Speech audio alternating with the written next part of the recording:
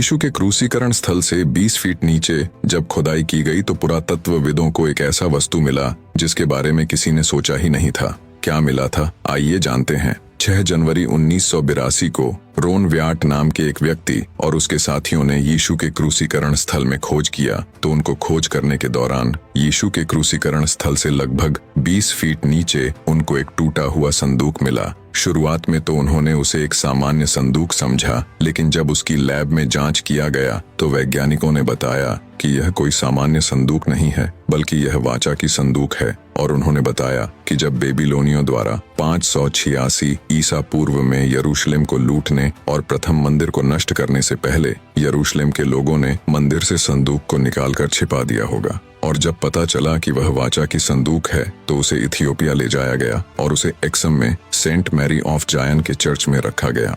2. ये है सिनाई पर्वत के पास में मौजूद विभाजित चट्टान। इसे होरेब या मरीबा भी कहा जाता है। ये चट्टान पहले से ऐसा विभाजित नहीं था, इसे मूसा द्वारा विभाजित किया गया है। कैसे और क्यों मूसा ने इस चट्टान को विभाजित किया, आइए जानते हैं। इस विभाजित चट्टान की कहानी तब शुरू हुई जब इजरायली मिस्र से निर्गमन के दौरान वे सीन नामक जंगल से गुजर रहे थे तो उनको पानी की कमी महसूस हुई और वहां उनको पीने के लिए पानी नहीं मिल रहा था। तो इजरायली मूसा पर क्रोधित हुए। तब मूसा ने अपने लोगों के मार्गदर्शन के लिए यहोवा को पुकारा। तो यहोवा ने मूसा को कुछ इजरायली बुजुर्गों के साथ इस विशिष्ट चट्टान के पास जाने का निर्देश दिया। और जब वे इस विशिष्ट चट्टान के पास पहुंचे तो मूसा ने चट्टान पर यहोवा के दिए गए लाठी से 2 बार प्रहार किया, जिसे चट्टान 2 भाग में विभाजित हुआ और चमत्कारिक रूप से इस चट्टान से पानी निकला, जिसे इजरायलियों के साथ उनके पशुओं के लिए भी पीने के लिए पर्याप्त पानी मिला। आपको यह विभाजित चट्टान की सच्ची कहानी कैसी लगी, कमेंट करके जरूर बताएं।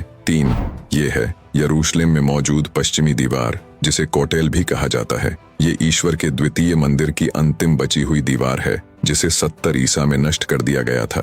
बाइबल में इसके ऐतिहासिक संबंधी महत्व के कारण यहूदियों सहित ईसाइयों के लिए भी एक महत्वपूर्ण स्थान है। इस मंदिर को कब बनाया गया था और क्यों तोड़ा गया, आइए जानते हैं। 538 ईसा पूर्व में फारस के राजा साइरस के फरमान से इजरायली बेबीलोन के बंधुआई से लौटने के बाद इजरायली यरूशलेम में 536 ईसा पूर्व में यहूदा का राज्यपाल जरुब्बाबेल, जो दाऊद राजा का वंशज था, और महायाजक जेशुआ के नेतृत्व में दूसरे मंदिर की नींव रखी गई। और 516 ईसा पूर्व में ईश्वर का मंदिर निर्माण पूरा हुआ। फिर यीशु मसीह को सूली पर चढ़ाने के लगभग 40 साल बाद 70 ईसा में धार्मिक तनाव और राजनीतिक उत्पीड़न से व्यापक असंतोष के कारण रोमन शासन के खिलाफ एक बड़े यहूदी विद्रोह हुआ, जिसे रोमन शासक टाइटस के नेतृत्व में रोमन सेना ने यरूशलेम की घेराबंदी की और महीनों की लड़ाई के दौरान मंदिर को तोड़ दिया गया।